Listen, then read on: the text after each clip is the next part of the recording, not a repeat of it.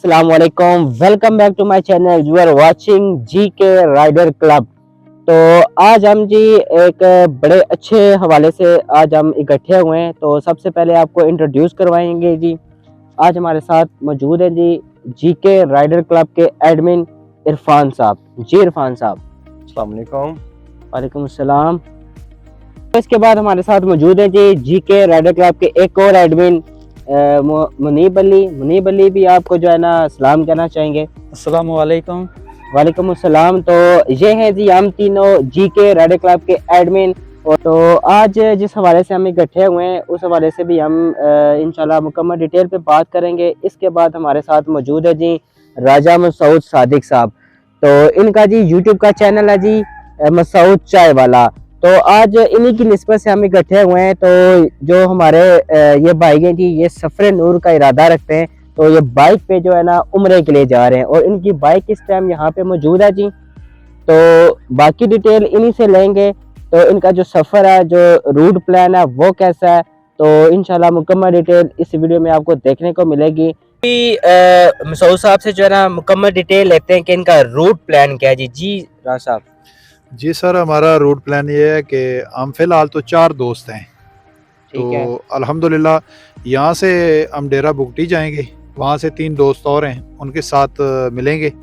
वहाँ से हम कोयटा से फिर हमारा तफ्तान और फिर ईरान में अल्हम्दुलिल्लाह हमारा प्लान ये है कि आले नबी औलादे अली की ज़ियारत हैं वो कंप्लीट करके जितने भी दिन लगें उसके बाद हमारा इरादा है इराक़ में भी जो ज़ियारतें हैं वो करके, तो उसके बाद अल्हम्दुलिल्लाह हम उर्दन में दाखिल होंगे। जो भी वहाँ अंबिया कराम की ज़ियारतें हैं उनकी ज़ियारत करके तो फिर उसके बाद सुम्मा अल्हम्दुलिल्लाह हम सऊदी अरब दाखिल होंगे।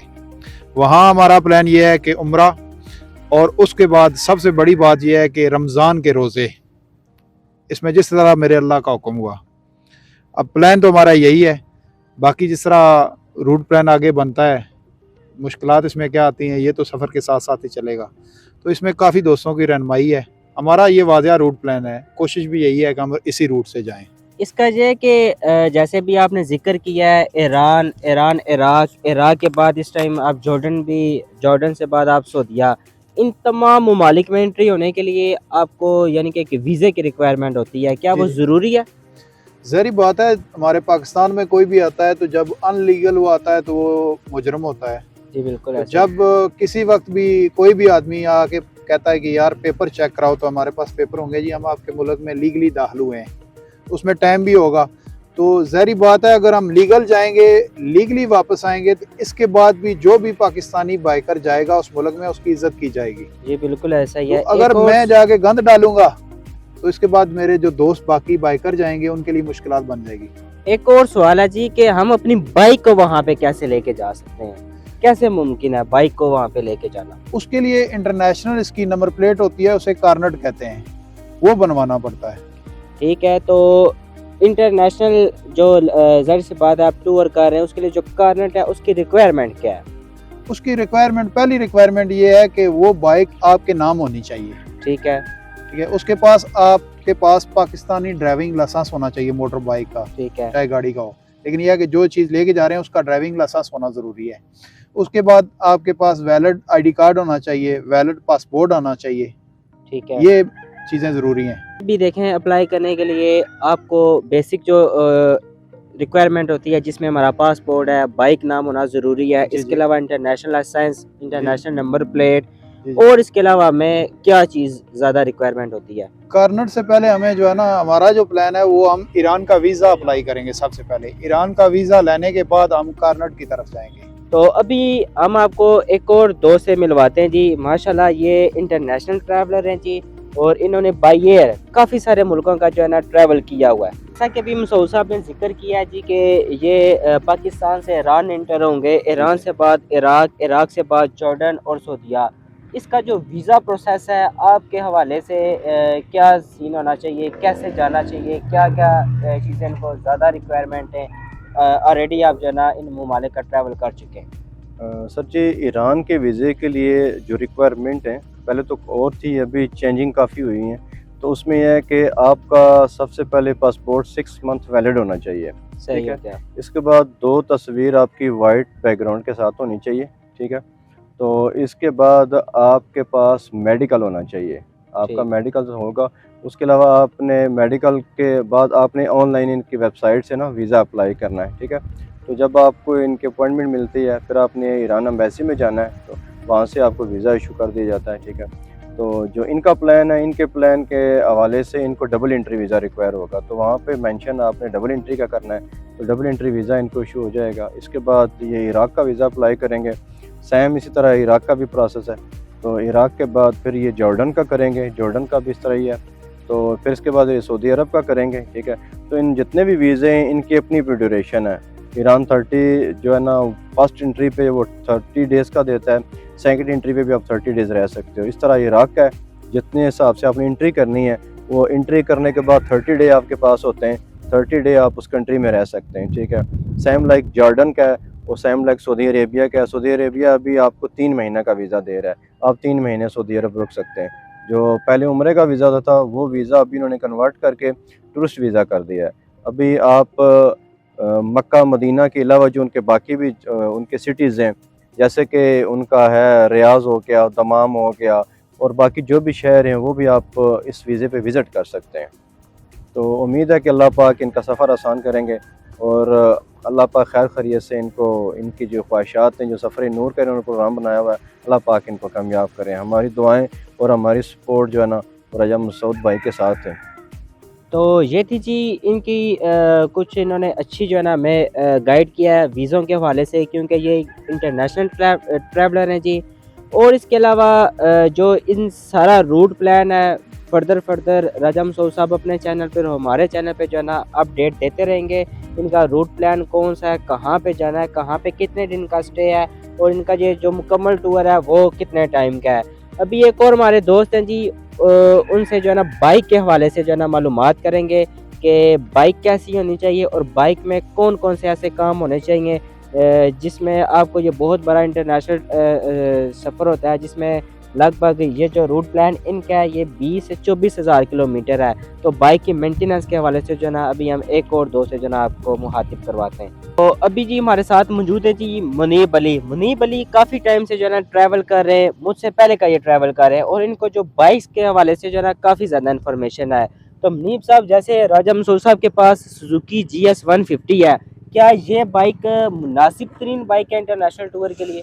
देखिए जी, ट्रैवलिंग के लिए ज़रूरी है कि आपके पास एक बाइक हो। आप जैसे मसूद साहब जा रहे हैं 150 पे, तो ट्रैवलिंग में जो है कम से कम आपके पास 150 बाइक होना ज़रूरी है।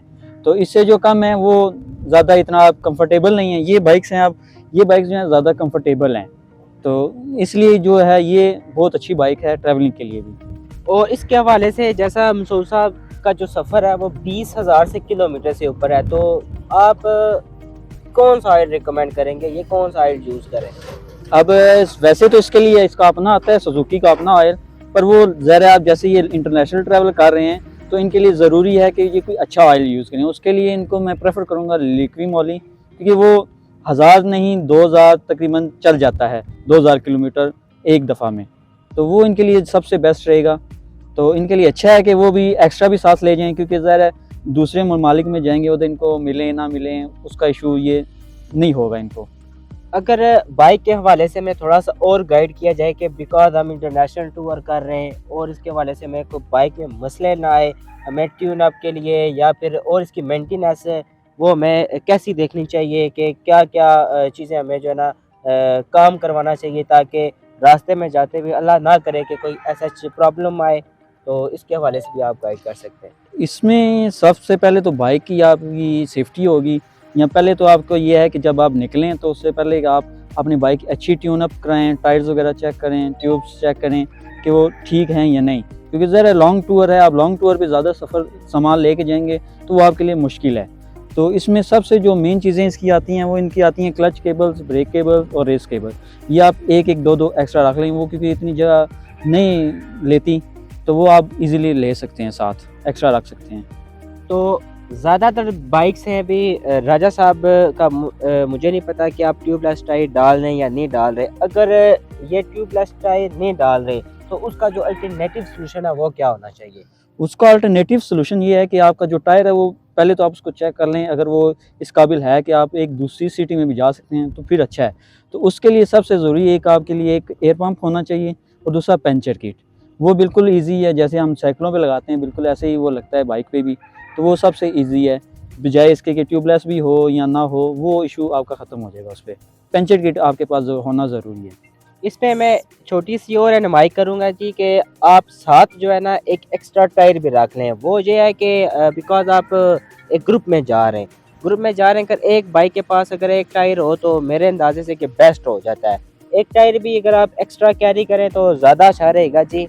और इस हवाले से, बाइक के हवाले से, हमें मज़ीद जो है ना रहनुमाई करना चाहिए। अगर तो टायर एक एक्स्ट्रा लेके जा रहे हैं तो इसका मतलब है कि अगर आप ट्यूबलेस टायर नहीं लेके जाना चाह रहे, ट्यूब वाला लेके जा रहे हैं, तो फिर आपको एक एक्स्ट्रा ट्यूब भी रखनी ज़रूरी है, क्योंकि कोई पता नहीं होता कि सफ़र कैसा है, कोई कांटा कोई कील वगैरह आ जाती है तो आपकी ट्यूब भी फारिग हो सकती है। उसके लिए ज़रूरी है कि आपके पास एक अदद होना ज़रूरी है ट्यूब का भी।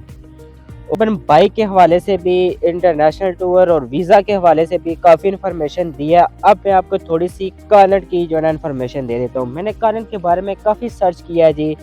कारनेट अप्लाई करने से पहले सबसे पहले आपके पास ईरान का वीज़ा होना लाजमी है। ख्वाह वो आप सिंगल एंट्री वीज़ा लें, ख्वाह आप मल्टीपल एंट्री वीज़ा लें। जब आपके पास इंटरनेशनल ईरान का वीज़ा होगा तो आपने सिंपल कारनेट की एक वेबसाइट है, अगर आप लिंक मैं आपको डिस्क्रिप्शन में दे दूंगा, वहाँ पे जाके जो है ना आपने जो है ना अप्लाई कर देना है। या फिर उसका एक ऑफिस होता है जी, लाहौर में आप चले जाएं, उसकी जो मुकम्मल डिटेल है वो आपको स्क्रीन पे भी शो हो रही होगी। और इसके अलावा आपको नीचे नंबर भी दे दिया जाएगा, आपने उनसे रब्ता करके वहाँ से फर्दर जो है ना डिटेल ले लेनी है। तो कारनेट अप्लाई करने से पहले आपके पास ईरान का वीज़ा होना लाजमी है।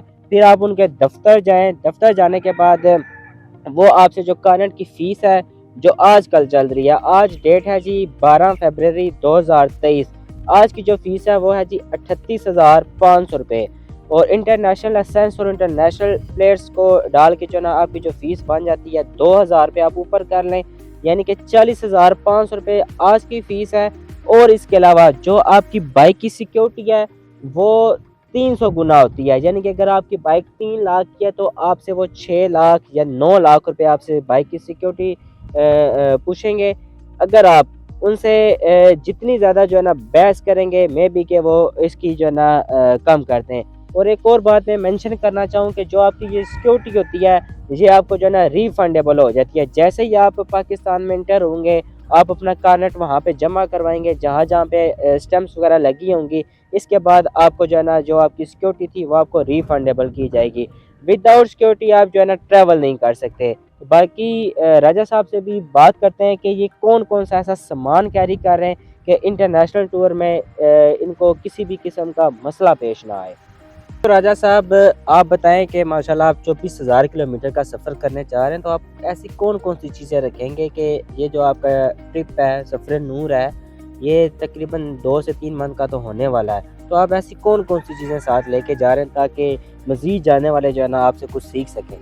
जी, उसमें सबसे पहले एक किसी भी मॉडल की अच्छी मोटरसाइकिल होनी चाहिए 150 सीसी, जो अल्हम्दुलिल्लाह हमारे पास है।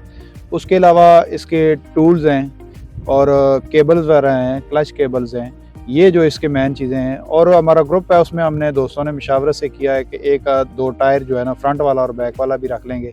और इसके अलावा ऑयल है हमारे पास, तकरीबन 5 बोतलें वो रखी हुई हैं।